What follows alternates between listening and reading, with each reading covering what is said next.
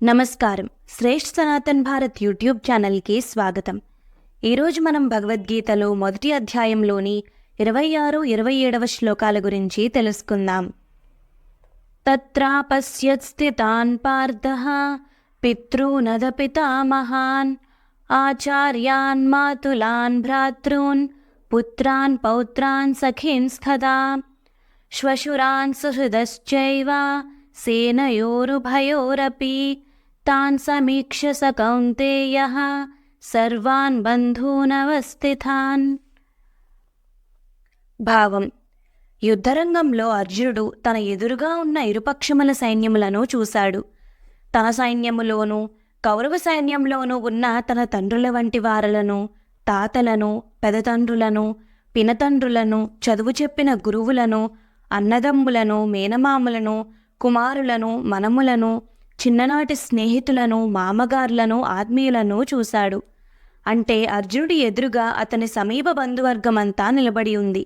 తాను వాళ్ళని చంపాలి, లేక వాళ్ళ చేతుల్లో చావాలి. రెండే మార్గాలు.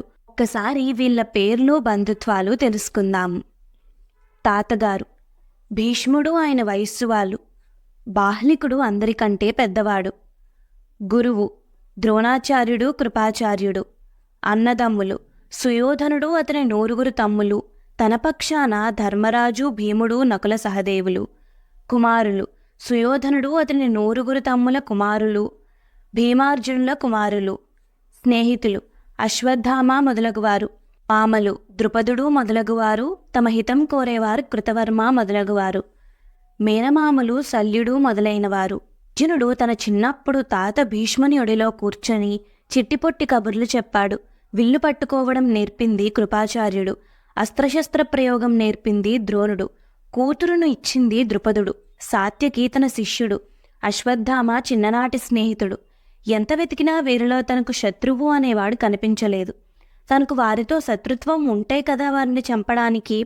శత్రుత్వం లేకుండా వారిని ఎలా చంపగలడు?